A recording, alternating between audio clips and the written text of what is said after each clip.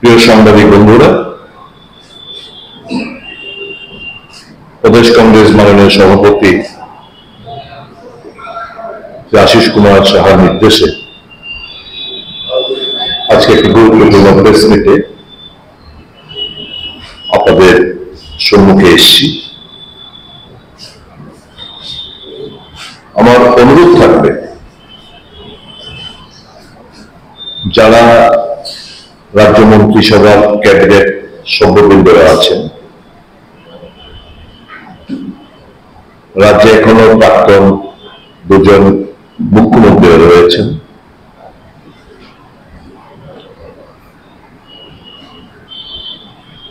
শাসক বিরোধী দলের বিধায়কগণ রয়েছেন, লিডার অফ অপোজিশন রয়েছেন। আপনাদের মাধ্যমে ওনাদের দৃষ্টি আকর্ষণ করছি এবং রাজ্যবাসীরও দৃষ্টি আকর্ষণ করছি।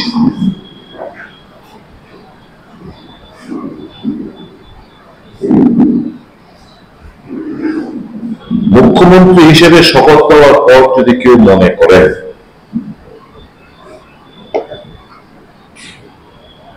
সংবিধানের ঊর্ধ্বে উনি, আইনের ঊর্ধ্বে উনি, কাউন্সিল অফ মিনিস্টার্সকে তোয়াক্কা করবেন না, যা মনে আসবে তাই করবেন, এটা কোনোভাবেই মানা যায় না।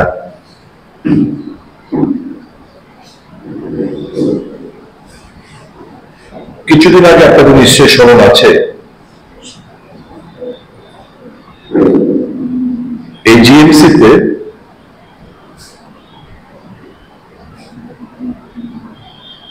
একটা কিডনি পেশেন্ট, ওনাকে বহিরাগত একটি বেসরকারি হাসপাতালে কিছু ডাক্তারগণ এসে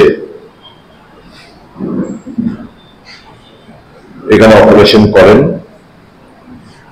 মিডিয়া এবং সামাজিক মাধ্যমে তা স্বাভাবিকভাবে প্রচার করা হয়। তখন থেকে আমি খোঁজার চেষ্টা করছিলাম যে হঠাৎ করে এরকম প্রচার করার কারণ কি এবং কেনই বা একটি পেশেন্টের জন্য এখানে বহিরাগত কিছু ডাক্তারদের, বেসরকারি একটি হাসপাতালের ডাক্তারদের নিয়ে এসে এখানে অপারেশন করা হলো। খুঁজতে খুঁজতে খুঁজতে খুঁজতে আসল জিনিসটা বেরিয়ে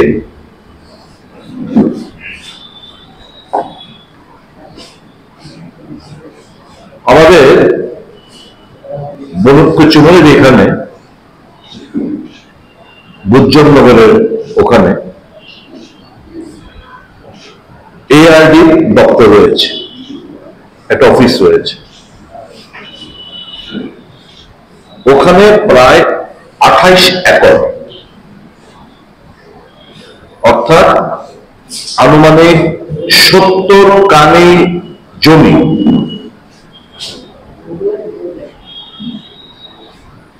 বলা চলে এক প্রকার জোর করে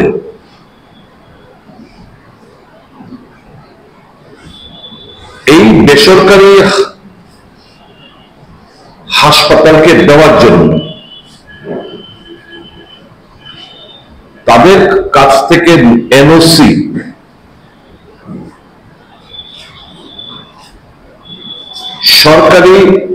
সরকার দপ্তরের জায়গা, এআরডি দপ্তরের জায়গা, এটাকে এখন প্রায় 28 একর, অর্থাৎ প্রায় আনুমানিক 70 কানি জমি। আমি জিজ্ঞেস করতে চাই, এই দপ্তরের জায়গা কেন এনওসির মাধ্যমে ডিএম এর কাছে এটা স্থানান্তরিত করা হচ্ছে?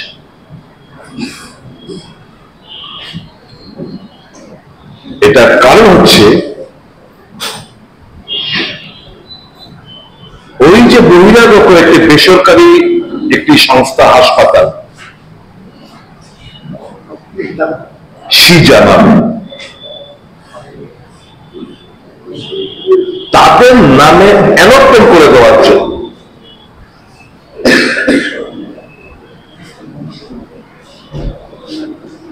আমি যতটুকু জানি সরকারের একটা সিদ্ধান্ত হয়েছে যে কাউকে যদি কোনো জমি দিতে হয় খুব সম্ভবত 33 বছরের লিজের জমি দেওয়া হবে, কিন্তু নো অ্যালটমেন্ট।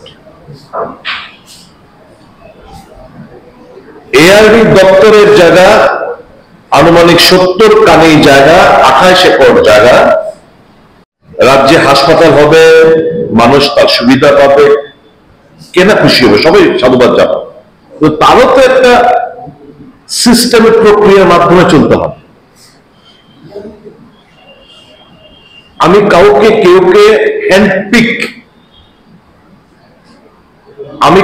হ্যান্ডপিক করতে পারি না without any sort of floating any tender.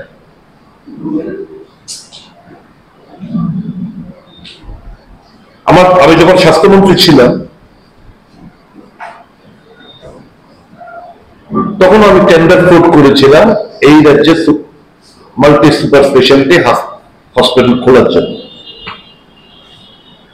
আমি কাউকে হ্যান্ডপিক করে নাই, অর্থাৎ ওই যে কথাটা বলি সারা ভারতবর্ষ জুড়ে যে চান্দা দো ধান্দা লো, ইংলিশে বলে কুইড প্রো কো, এই জিনিসটা এই রাজ্যে হয়ে যাচ্ছে। এখানে দপ্তরের জায়গায় আমি বেসরকারি সংস্থাকে আমি অ্যালটমেন্টের মাধ্যমে দেওয়ার ব্যবস্থা করে নিচ্ছি, এটা তো হচ্ছে। এবং প্রশাসনের উচ্চ পদস্থ অফিসারদের সঙ্গে যোগাযোগ করার পর জানতে পারলাম এই সংক্রান্ত কোন ধরনের ক্যাবিনেটে কোনো সিদ্ধান্ত হয় নাই। আমি যারা ক্যাবিনেট মিনিস্টাররা রয়েছেন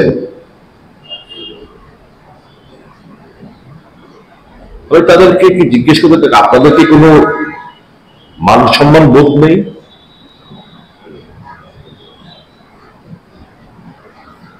ক্যাবিনেট মন্ত্রীদের কোনো ইজ্জত নেই যে তাদেরকে অবহেলা করে, অবজ্ঞা করে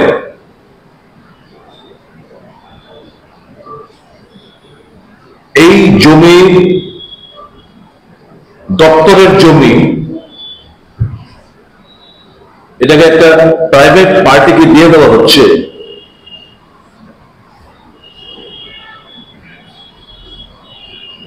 এটা পারে কিনা? Is it not illegal? Why was the Council of Ministers not consulted? আসলে রাজ্যের মুখ্যমন্ত্রী ভাই এবং বন্ধুর দ্বারা পরিচালিত, এটা ভাই এবং বন্ধুর সরকার হয়ে দাঁড়িয়েছে।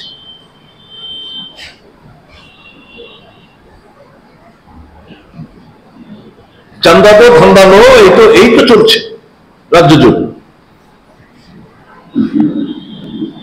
এবং সেই কারণেই ক্যাবিনেট থেকে বাধা আসতে পারে, এই এপ্রিহেনশন থেকে ক্যাবিনেট ছাড়পত্র না নিয়ে এত বড় একটা গুরুত্বপূর্ণ একটা মারাত্মক সিদ্ধান্ত অবতীর্ণ হয়েছেন রাজ্যের মুখ্যমন্ত্রী। কারণ বন্ধু এবং ভাইদের স্বার্থ সুরক্ষিত রাখতে হবে।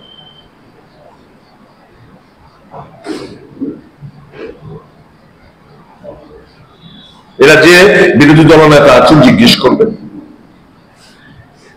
এরা যে ক্যাবিনেট মন্ত্রী রয়েছে জিজ্ঞেস করবেন তাদের কনসাল্ট করা হয়েছে কিনা। এরা যে প্রাক্তন দুজন মুখ্যমন্ত্রী রয়েছেন এটা পারা যায় কিনা জিজ্ঞেস করবেন।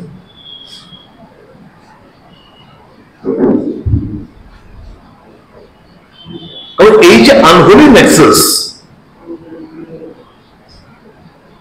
এখন মুখ্যমন্ত্রী অফিস থেকে এই দপ্তরের যিনি ডাইরেক্টর রয়েছেন সবাই জড়িত। নয়তো এনওসি কিভাবে, ছাড়পত্র কিভাবে দেওয়া হয়?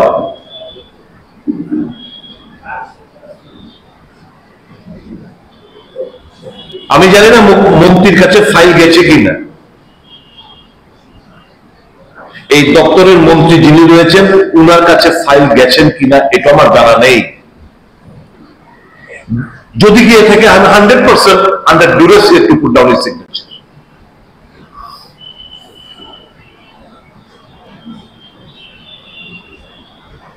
এরকম একটা ইলিগ্যাল, অগণতান্ত্রিক একটা সিদ্ধান্ত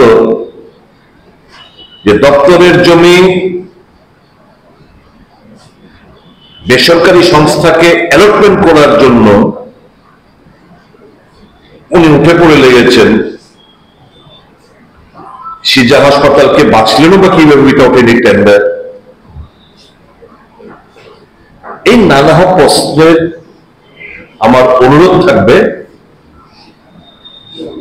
মুখ্যমন্ত্রী যেন এটা ক্লারিফিকেশন দেয়।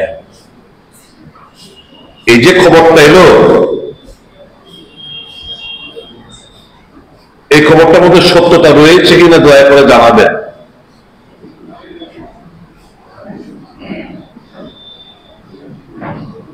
এত বড় একটা ইলিগ্যাল অ্যাক্টিভিটিস, এটা মানা যায় না। এত বড় একটা দুর্নীতি চোখের সামনে বয়ে যাবে, এটা হজম করা যায় না। কাজেই মুখ্যমন্ত্রীর বক্তব্যের অপেক্ষায় থাকবো এবং আমার অনুরোধ থাকবে এই সিদ্ধান্ত থেকে যেন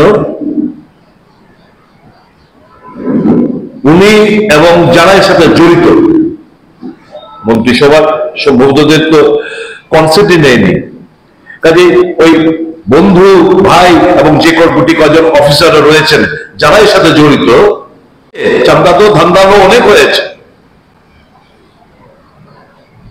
এরকমটা আর চলতে দেওয়া যাবে না।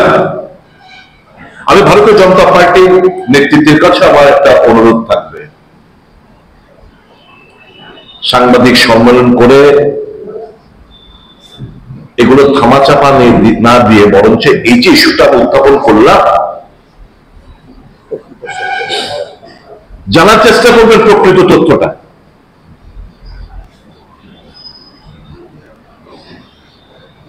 কৈফিয়ত তলব করুন তো whether it is a fact or not। না আমি হাওয়া থেকে বানিয়ে বলবো বলছি, অপোজিশন মানে we are the watch dog of the constitution, আমরা প্রহরীর ভূমিকা। যে কটা খবর আসবে যারা মারাত্মক, এগুলো তো আমরা তুলে ধরতেই হবে। The massive case of corruption, quid pro quo, ধান্দালো চান্দালো ধান্দালো, এর থেকে বড় গ্লেরিং এক্সাম্পল এই রাজ্যের মধ্যে কিছু হতে পারে না। এই ভাই বন্ধুর সরকার বিরুদ্ধে ভারতীয় জনতা পার্টি ব্যবস্থা নেবে এই প্রত্যাশায় রাখে, নয় আগামী দিন জনগণ তৈরি হয়ে আছে। দেখছেন হরিয়ানার আগামী 1-2 দিনের মধ্যে 8 তারিখ রেজাল্ট বেরোবে। সারা ভারতবর্ষের মানুষের ট্রেন বুঝুন, each and every incident, each and every এই নেপোটিজম কিংবা করাপশন, আগামী দিন কিন্তু এগুলো হিসাব হবে। আমার এতটুকু বক্তব্য, সাংবাদিক বন্ধুরা আপনারা জানার চেষ্টা করবেন, কাউন্সিল অফ মিনিস্টার্স যারা রয়েছেন তারা জানার চেষ্টা করবেন এনওপি, দুজন প্রাক্তন মুখ্যমন্ত্রী এবং ভারতীয় জনতা পার্টির নেতৃত্ব এবং যারা বিধায়ক রয়েছেন, ট্রেজারি বেঞ্চ, অপোজিশন বেঞ্চ, আপনাদের গোচরে আনলাম। I have revealed. Now it is upon you people to act. অন্যথায় we will have no other. আজিবা বলছিলেন সকালবেলা যে অন্যায় মানা যায় না সুদীপ বাবু, আপনি পাবলিক ইন্টারেস্ট লিটিগেশন করবেন। আমি বললাম আপনি যদি আদেশ করেন অবশ্যই করবেন।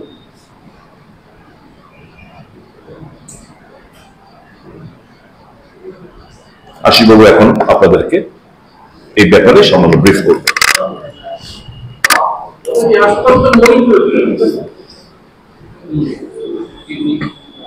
তথ্য এখানে উপস্থাপিত করেছেন, এতে পরিষ্কার যে ভালো মানুষের যে মুখোশ এটা ক্রমশ উন্মোচিত হচ্ছে। আইন না মানা, অনৈতিক কাজ, এটা সারা ভারতবর্ষ জুড়ে আজকে বিজেপি শাসিত রাজ্য বলুন এবং কেন্দ্রীয় সরকার বলুন, একই কায়দা এই অনৈতিক এবং দুর্নীতিতে নিমজ্জিত হয়ে সরকার পরিচালিত হচ্ছে। আমাদের রাজ্যে আমরা এই সুশাসনের নামে যে উপহাস, এটা বিভিন্ন ঠিকাদারি কাজের বরাতের ক্ষেত্রেই হোক, আইন শৃঙ্খলার ক্ষেত্রেই হোক, জনগণের অধিকারের ক্ষেত্রেই হোক, একটা সরকার সুশাসনকে আজকে এমন জায়গায় পৌঁছে দিয়েছে যে জনমনে একদিক থেকে যেমন উৎকণ্ঠা, মানুষ তার অধিকার হারিয়ে এই রাজ্যের উন্নতি বা বিকাশের ভাবনা থেকে এখন মানুষকে একটা অন্য দিশায় পরিচালিত করার যে প্রয়াস শাসক দলের, এর বিরুদ্ধে বিরোধী দল হিসাবে আমরা যেমন সাধারণ মানুষের সামনে তুলে ধরার চেষ্টা করছি, আমাদের বিধায়করা বিধানসভায় নানা তথ্য তুলে ধরে সরকারের যেমন জবাবদিহি করার জন্য তারা চাইছেন, বিরোধী দল হিসেবে আমরা দায়িত্ব পালন করছি। এই অবস্থায় যদি শাসক দল মানুষের কাছে দেওয়া প্রতিশ্রুতি যে সুশাসনের কথা বলে তারা দ্বিতীয়বার সরকারে এসেছে, মানুষ এই সুশাসনের জন্য শাসক দলের কাছে জবাবদিহি করতে চাইছে। আমি ধন্যবাদ জানাবো যে সুদীপ বাবু এই প্রকৃত তথ্যটা আপনাদের সামনে উপস্থাপন করে রাজ্যবাসীর জ্ঞাতার্থে এবং শাসক দলকে সঠিক দিশায় পরিচালিত করতে, সুশাসনটাকে সত্যিকারের জনগণের স্বার্থে পরিচালিত করতে রাজ্যের মুখ্যমন্ত্রী উনি যেন ওনার ত্রুটি বিচ্যুতি সেগুলি যদি কোথাও এটা উনি মনে করে থাকেন এটাকে সংশোধন করবেন। আদারওয়াইজ কংগ্রেস দল তার যে ধারাবাহিকতার মধ্যে দিয়ে মানুষের স্বার্থে কথা বলা, মানুষের স্বার্থে আওয়াজ তোলা, মানুষের স্বার্থে আন্দোলনমুখী হওয়া, এটা রাজ্যব্যাপী আমরা শুরু করেছি। এটার ব্যাপকতা দিন দিন বৃদ্ধি পাবে। আমরা শাসক দল হোক আর রাজ্যের যারা এই ধরনের অসাংবিধানিক, অগণতান্ত্রিক এবং অনৈতিক কাজের সঙ্গে যুক্ত হবে, আমরা ছেড়ে কথা বলব। ধন্যবাদ।